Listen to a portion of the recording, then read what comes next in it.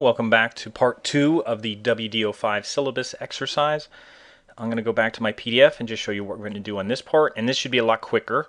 I apologize, the first part was like a 15-minute video, but then again you could be sitting in class for 2 hours. So we're just going to do this part, and this will go pretty quick because we already have the header done, we have the header over here, we have the little heading done. We're just going to format some things here and put in a numbered list, so it shouldn't take very long. That's all we have is kind of a numbered list, but it is a little trickier because this numbered list is broken up with 3 kind of subheadings here, which will actually make styles, which we know how to do, so that'll be quick. So that's what we're going to be doing here with the second part of this, and this will be starting with number 11. And on number 11, we'll be working on page 2. So just scroll down to page 2, and I'm going to highlight this instructional objectives here, and I'm just going to make it bold. And then this part here, I'm just going to make italic. And that's the end of step 11. Number 12 is going to be going down to knowledge and just making this italic. Also adding a space before of 6 point, which in your paragraph settings, just give it a space before of 6 point. And you can see that little space gets created before there. And then we're also going to make a style of this so we could apply it to our other 2 options. Now, we're not going to use the style a lot, but it'll help when we make our numbered list to put this back into the formatting that we want. So even though we didn't do a lot of formatting here, I'm just going to keep my cursor in this paragraph and hit the new style button, and I'm just going to call this, I'll use my initial and just call it objectives headings.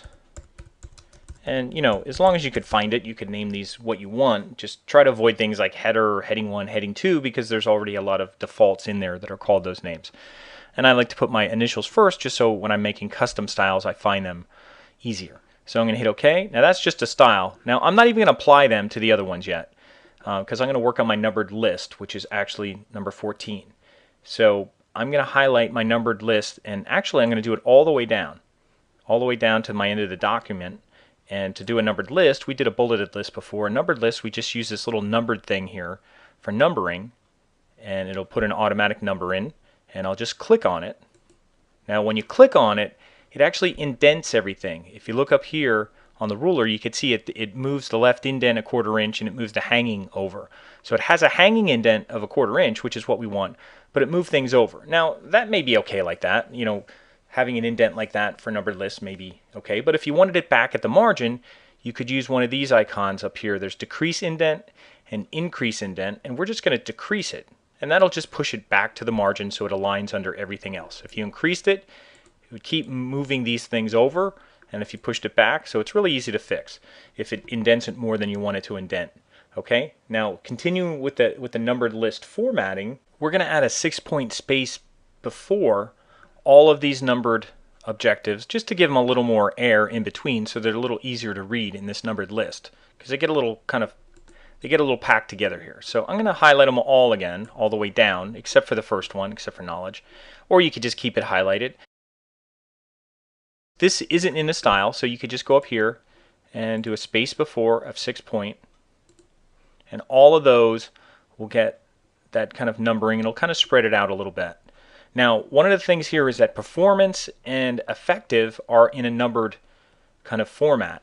To get rid of that, and this is actually number 17, you could go down to performance and just uncheck numbering, and that'll take it out of numbering, and notice it'll continue the numbering down here. And same thing down here for effective. You could go down here, turn off the numbering, and it'll just take off the numbering, and it'll continue numbering below here. Now, there's different things you could do with numbering. You can restart numbering. You can right click in here, and if you wanted to restart numbering at number 1, you could have groups of 1 through 4, 1 through 5, different things like that. So you don't have to have this whole list go all the way down to 14, but I do want it to go that way, so you can leave it like that. Now the last part of here, and this is pretty easy too, is since we made that one style of knowledge, now I could just go in here to performance and just give it that objectives heading style. Now it wouldn't be that hard to make it italic, but at least it's, you know, it's consistent. So I'll give it that objectives heading, and those are the headings for there, and that should be pretty much it. So this part didn't take that long. It was just a numbered list, some formatting, and we're pretty much done. So make sure you save it with your last name in the place of last name. Put your last name there, and then send it back to me, and you're done.